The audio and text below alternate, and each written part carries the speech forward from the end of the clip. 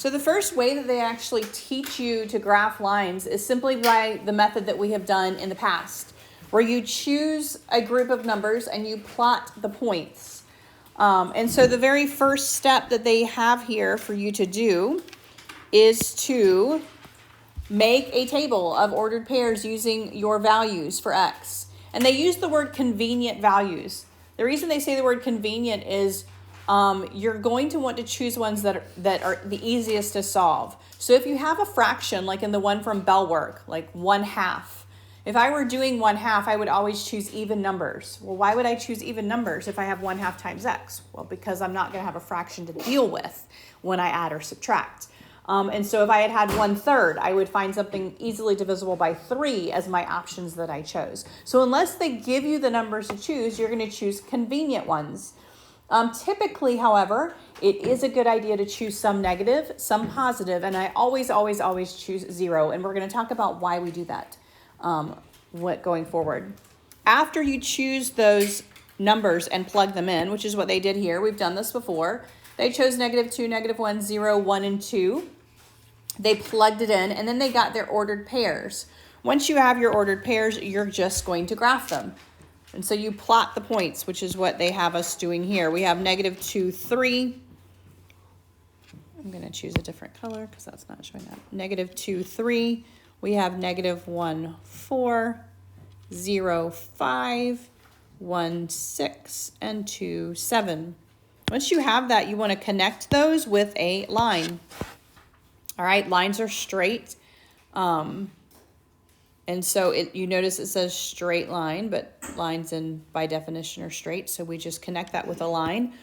You'll also notice in the book that you have these arrows on either side of it. That indicates that it keeps going. All right. And so once you have your ordered pairs, you're going to connect them with a line and put arrows on the end that indicates that it continues to go. All right. And so that's just the basics. Pick your points, graph them, and you have a line. Now, right above this, it kind of defines what we have. And these are called linear functions. Linear functions, all right? You'll notice they've written it two ways. They've written it with the f of x, right? The function notation, and they've written it with just a y. But you'll remember that the y and the f of x are the same thing. So if you see f of x, it just means that's your y value. All right? They're called linear functions or linear equations because all the points that satisfy them form a straight line. They form a line, not a curve. Okay? And so these are specific types of equations that we're going to talk about for this entire chapter are called linear equations because they will always form a line when you graph them. So if you were to take a linear equation and graph it and get some type of V or some type of turn in your graph, you have done something wrong. These should always form a line. By definition, these are linear equations. Linear equations. All right? And so there are different forms for your linear equations. You can write the same equation different ways. All right? The first way we're going to look at is called the standard form of a linear equation. The standard form of a linear equation. All right? This form has your x and y's on the same side of the equation. So we have ax, some number times x, plus by equals c. All right, so that means your x's and y's are on one side of the equation, and your constant, the number that does not have an x or y with it, is going to be on the right side of the equation. You'll notice, too, that a, b, and c are real numbers, real numbers. I will say, typically, especially in like standardized tests, a, b, and c will be whole or integers. They'll be integers, okay? And specifically, x will not be negative. So they will take the negative out to make sure that their x is not negative. And so when you put it in standard form for me, I'm going to want this a, b, and c to be integers, meaning not fractions. So we're going to do a few of these where we take the fractions out, and we'll see how we do that. But a, b, and c are real numbers, and there are several different standard form equations for the same linear function, all right? So this next example says write the linear function in standard form. Write the linear function in standard form. So they've given us this linear function. They have f of x equals -5/7 x plus 2. So the first thing I'm going to do is I'm going to replace that f of x with a y. All right, so I'm going to rewrite this and I'm going to say y equals negative 5/7 x plus 2. All right, that's the first thing I'm going to do. Now they do it a little bit differently. They move the fraction over, which is fine, or you can get rid of the fraction first, whichever one you want. But they have it moving the fraction over first. So the next step, once you've replaced your f of x with your y, you're going to want to put your x and y on the same side of the equation. So the way that I do that is I have my y on the left side. I need to move my x over.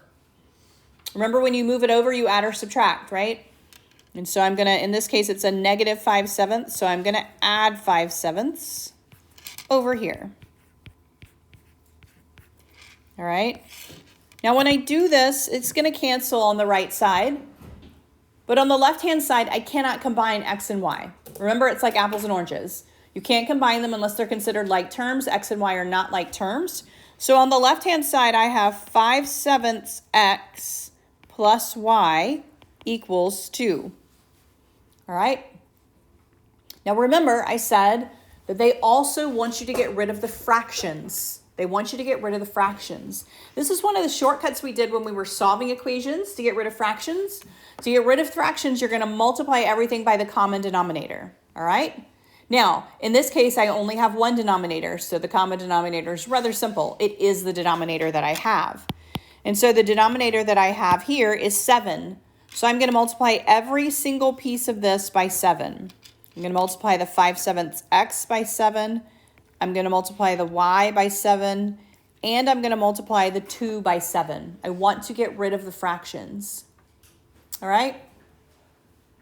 Now, when I multiply the 5/7 by the 7, it literally just gets rid of my denominator because those cross cancel. And so I have just the 5x here. When I multiply y by 7, I have exactly that. 7 times y. And then on the right, 7 times 2 gives me 14.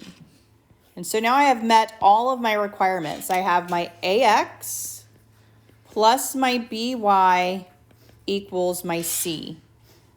So I have ax, by equals c. So my a is 5, my b is 7, and my c is 14 in this particular equation. Now, if I were to graph what they gave me way up here, or if I were to graph this down here, I would get the same exact graph, all right?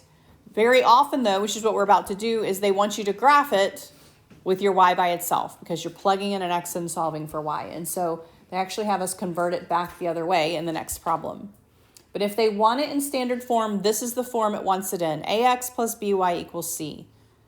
So in this case, 5x plus 7y equals 14. All right, it says graph x plus 3y equals 4. Now remember, to graph, you want to pick an x and solve for y. The problem with this is, like oftentimes in science, you'll get an equation and it'll say always solve for this variable.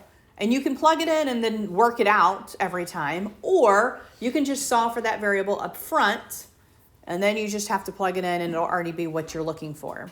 And so in this case, they actually want us to get the y by itself first before we start plugging it in.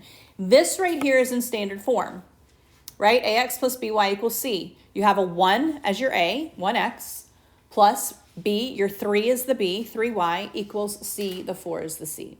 Okay, so you could just plug in your x and solve, but every time you plug in an x, you're going to have to subtract and then divide by 3, subtract and then divide by 3, subtract and then divide by 3 to solve for it. And so you actually leave yourself a little room for error.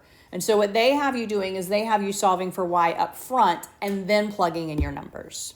This one, they want us to solve for y first. So think about your literal equations that we did way back, and we did them on our exam as well. To solve for y, I need to move my x over. Well, how do I do that? I do the opposite. Right now it's a positive x. I need to subtract it, right? So I subtract my x over. And I have 3y equals negative x plus 4, because I can't combine those. And then I need to divide by that 3. Now, if I divide by 3, I have to divide every single piece by 3. Every single piece by 3. And so that's going to give me y equals, now this is a 1. The negative there is a 1. So I have negative 1/3 x plus 4/3. All right? So this deals with a lot of fractions. So in this case, you may say, well, that looks more difficult than the other way, which is fine. You can plug it in either way. All right? You can plug it in either way. This is the standard form. This is the other form we're going to learn, all right? This is the other form. Either way, you have to pick points and solve, all right? Now, they picked 0, 1, and 4. All right, 0, 1, and 4. So they picked an x value of 0, and they're solving for y, an x value of 1, and an x value of 4. Either way you plug it in, whether you plug it in up here, I'm going to move this over just for a second. Plug it in up here. And you could say 0 plus 3y equals 4. You're going to get, divide both sides by 3, you're going to get that y equals 4/3. Or if you plug it in down here, y equals negative 1/3 times 0 plus 4/3. You're still going to get y equals 4/3. So no matter which form you plug it in, you're going to get a y value of 4/3 there. 4/3. Question. Where did you get the numbers? So when they plugged in a 1, again, either way, but if we do the y value, y equals negative 1/3 times 1 plus 4/3. Order of operations, negative 1/3 plus 4/3 equals 3/3, which is just 1. So when I plug in a 1, I get a 1. All right? And then when I plug in a 4, negative 1/3 times 4 plus 4/3. Negative 1/3 times 4 is negative 4/3. Negative 4/3 plus 4/3 is 0. All right? So you can see that they picked actually rather easy numbers. Always pick 0, and you'll see why as we go forward, why that's important. And then 2 other numbers on your line. All right? 2 other numbers is what they've done here. Now, I want to say this, and they have it at the bottom of the page. 2 points determine the line. So if you just have 2 points, you have enough points to draw the line. Okay? Because you know it's a linear equation, so you know it's not going to turn. They typically do a 3rd point to make sure they didn't do anything wrong with their first 2. Okay? So that's why they have a 3rd point. They just want to make sure they didn't do anything wrong when they did the first 2 points. Because if they pick a 3rd point, it should be on the same line that they've already drawn with the 2 points that they chose. Okay? So 2 points is enough. The 3rd point is extra. All right? So if I look at these 3 points that I have here, and I'm actually going to make this graph just a little bit bigger because I don't really need as much space as I have here. So if I graph these 3 points, then I will see my line. All right, and so I'm going to take this graph and I'm going to say 0, 4/3. Well, that's going to be 0 and about 1 and 1/3. So I'm just going to estimate it on my graph, right? And then I have 1, 1, that's easy. And then I have 4, 0, that's down here. And then I'm going to connect them. So I'm going to take that and I'm going to draw my line, arrows on either side, and I have my linear equation. And I have graphed it. All right?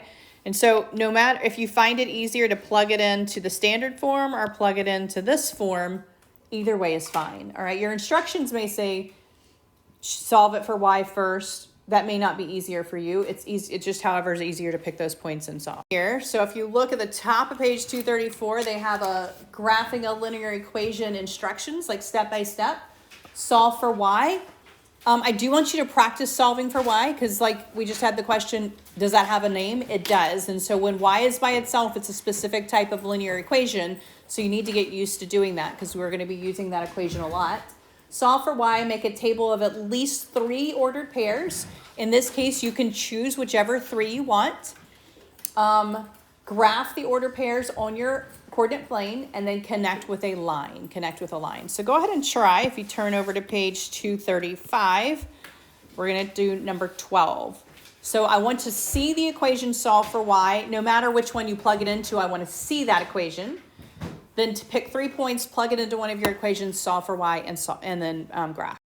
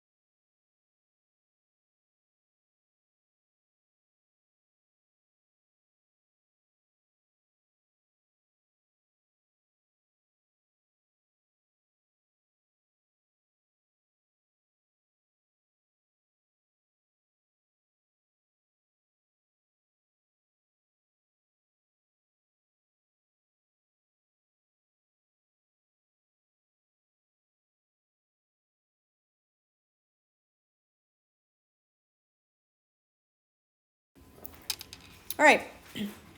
The y-intercept is the point where the graph intersects the y-axis. That makes sense. The x-intercept is the point where the graph intersects the x-axis. All right. So the y-intercept is where you're going to cross the y line, the vertical line there.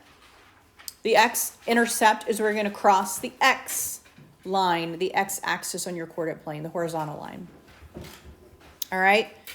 And so these can help us graph if we don't want to move it out of standard form, or if we're given something in standard form and it doesn't require that we change it, then we can graph using these 2 points. Because remember, all you need is 2 points to graph a line. All right. So if we're looking to see where it crosses, we need to think about what happens on those lines. So let's start with the x-intercept. The x-intercept. All right. It's where it crosses this line right here, okay, the x-axis. So then what is my y value everywhere on this line? If I am on this line, how much have I moved up or down? None. So my y value on this line should always be 0, all right? So if I want to then find where I'm going to cross this line, I am going to plug in a 0 for y. So I'm going to plug in a 0 for my y value here. So I'm going to say 2x plus 0 equals 6, which gives me 2x equals 6. Divide both sides by 2, x equals 3. So when my x is 3, my y value was 0. I actually plugged in for y and solved for x here. All right, specifically, I plugged in a 0 for my y and solved for x. And so my x-intercept here is going to be 3, 0. For an x-intercept, your y value should always be 0. It's going to be some number and 0, and that is your x-intercept. So then let's look at the y-intercept, which means I want to know where it crosses this line up here. What is my x value anywhere on this line? How much have I moved left and right if I'm on this line? 0. I have not moved left or right if I'm on this. So for the x-intercept, I'm going to plug in a 0. For my y-intercept, I'm going to plug in a 0 for my x. And so for this equation, I'm going to say 2 times 0 plus y equals 6, which gives me just y equals 6. So for this one, my x value was 0 and my y value was 6. So I have my x-intercept and I have my y-intercept. And with just 2 points, right? Remember 2 points on a line and you can graph it. I can graph this. So I'm going to go to 3, 0 and plot that. Then I'm going to go to 0, 6, and I'm going to plot that.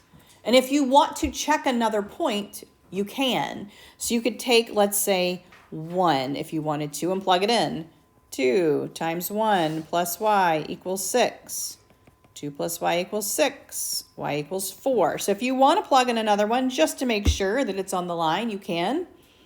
Put any 2 points and you can graph it. You don't have to have a third point.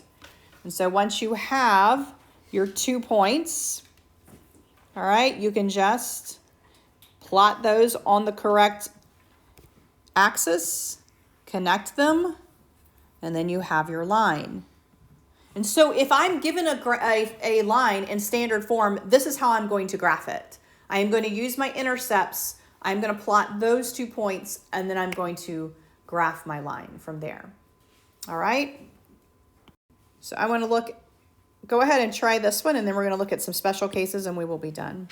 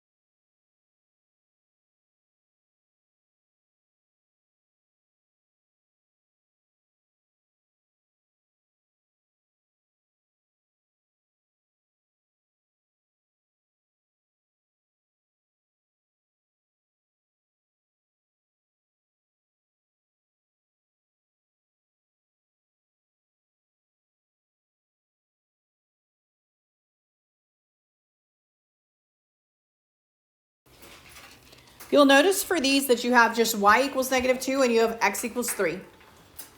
All right? These are special cases. You're going to have a specific type of line anytime you have these. All right? Y equals -2. All right, so they're telling me that my y value is going to be -2, which is right here. All right? Which means that when x is 0, y is -2. When x is 5, y is -2. When x is -3, y is -2. You will see that this line then will always be a horizontal line at -2. Because they've told me y is -2. No matter what happens to x, y is -2, period. And so you will have this horizontal line at y equals -2. And that is your case. Like when they want you to graph y equals -2, you don't have to pick points. You go to -2 and you draw a horizontal line. All right, that's a special case. So then let's look at x. X equals 3. They have told me that x is 3. So that means when y is 0, x is 3. When y is 4, x is 3. When y is -2, x is 3. And so this is also a special case. This is a vertical line. When it is just x equals a number, you're going to go to that value on the x-axis and draw a vertical line through it. You don't need to pick points because that point will always yield the same x. Okay? And so these are 2 special cases. They are y equals a number, horizontal, x equals a number, vertical. Y equals a number is a function. Remember, function, you can use vertical line test. But x equals a number is not a function because if I draw a line on that, I'm going to hit it really infinite number of times. And so one is a function, one is not, but you can still graph them, and they will be a horizontal line or a vertical line.